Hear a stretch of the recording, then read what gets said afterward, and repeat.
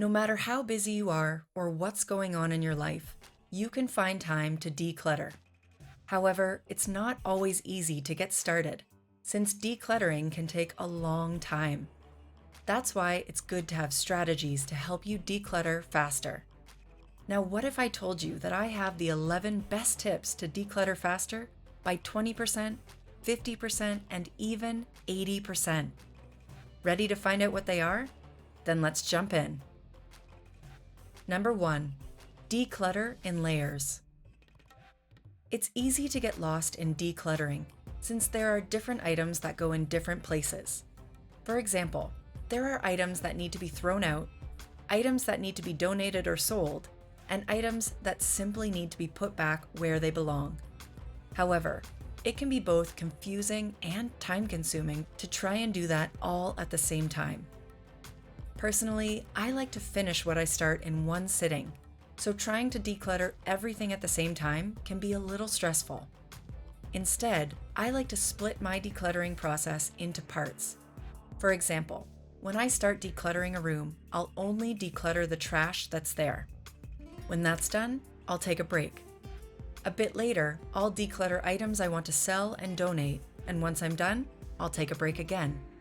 Lastly, I'll tackle items that need to be put back where they belong, and in a day, I'll have decluttered everything in a neat and organized way. This technique is totally variable and can easily be adapted and changed to suit you as a person. Number 2, set a timer for decluttering.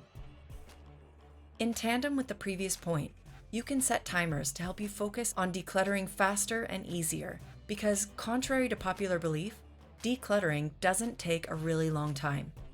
For example, you can set a 5-minute timer to declutter only the trash in a room.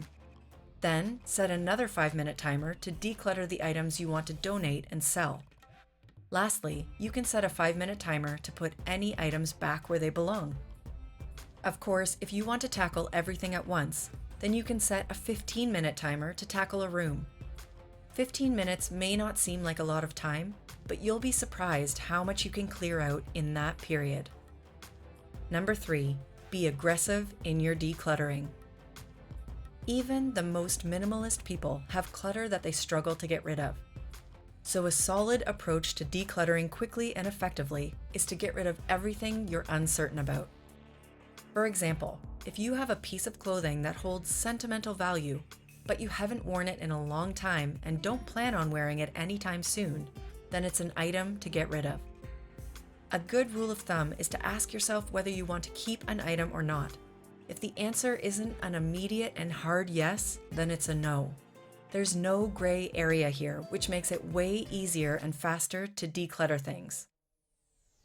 Number 4, make decluttering fun.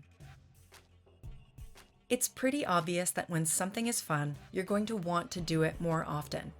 Of course, it can be hard to enjoy decluttering and cleaning in general.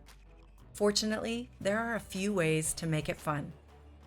You can use checklists and tick off boxes as you go through rooms.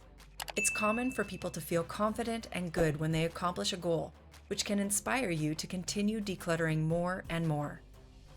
Another method is to turn it into a game. For example, you can do a quick Google search for a random name picker, write down the names of the room you want to declutter, and whatever name is picked is the room you have to clean. One more tip is to listen to your favorite album, podcast, or YouTube channel that you already enjoy, pairing a fun habit with something less fun. Number 5, focus on your goals.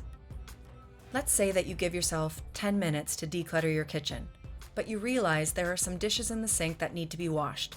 So, before you start decluttering, you clean up the dishes, but by the time you're done, the timer rings and your kids are asking you to help with something, leaving no decluttering done. As crazy as it sounds, it's best to focus on decluttering first before you clean.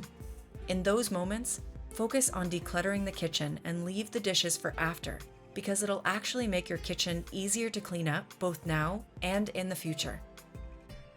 Number 6, do a trash sweep. If you're really short on time on a given day, but you know some decluttering needs to be done, then get yourself a trash bag and make a quick sweep of your home. Focus on the parts of your home that are high traffic areas and just throw things away that you know you don't need. For example, you may have some mail on a flat surface that needs to be thrown away. This would be a good opportunity to do it. Another example could be that you have some old creams and makeup in your bathroom drawer that you'll never use. This is the time to get rid of them. Number 7, use a rehome box. It's common for people who declutter often to have bins for donations, selling, and trash. But a rehome box for items you intend to keep but want to place back where they belong can seriously speed up your decluttering. In my case, I'm a big reader, and I'll often be reading a few books at a time. However, the pile can easily grow to an uncomfortable size on my work desk. So having a rehome bin near my work desk makes it way easier to put the books back where they belong so I can keep things clean. For you, you can have this bin anywhere and even have multiple, but it's just a useful way to clean up your home instead of running back and forth, trying to put items back while decluttering and throwing away items you don't intend on keeping. Number 8, make clutter drop zones. Having several drop zones in parts of your home where clutter quickly collects makes the decluttering process much faster and easier. It essentially acts as garbage, but for clutter you want to sell or donate. For instance, you can have a bag that sits in your wardrobe for any clothes you want to get rid of, so as you're getting ready and you spot something, you can easily place it in the bag without making a big deal out of it. Another example could be having a clutter drop zone in the garage. I find my garage gets messy very fast, so having a bin that can be used to keep things clean just makes it so much easier. Bonus tip, depending on how much clutter you collect, pick a specific day of the week or month where you collect all your clutter bins to bring to a donation center to keep things organized. For example, if one bin gets full, bring all of it while you're at it to avoid trying to always start fresh. Number 9, donate more. While we're on the topic of donating, consider donating more instead of trying to sell all your items on places like eBay or Facebook Marketplace. It can be hard to not make the most of your items by getting some money back for them, but it's important to find a balance between your life, mental health, and finances. For example, if you're really busy, like you're going through a major move, then dial back on trying to sell clothes and just simply donate them. Remember, what matters more than your items is you. Number 10, use the 80-20 rule. This theory states that 80% of your results come from 20% of your effort, and it's no different for decluttering. For example, 20% of your clothes are worn 80% of the time, or 20% of the dishware you have is used 80% of the time. If you think about it, it makes sense since we all have our favorite things, right? To apply this rule to decluttering, figure out what the most populated areas of your home are. Typically, it's going to be the living room, kitchen, and bathroom. This likely makes up about 20% of your home, and you can certainly expect 80% of the clutter to be piled here. So to make decluttering faster, focus on these major areas, since you know that the majority of clutter will be contained here. Number 11, stop the inflow of clutter. Believe it or not, the inflow of clutter may seem obvious, but it sneaks into your life in unexpected ways. For example, you may be selling some items on eBay or Facebook Marketplace and end up spotting something that you've wanted to buy. So while you're selling items to declutter, you end up getting more clutter in the process. Unfortunately, this can be extremely difficult for those who benefit from retail therapy, have mild shopping addictions, or just like to be frugal and not pass up a good deal.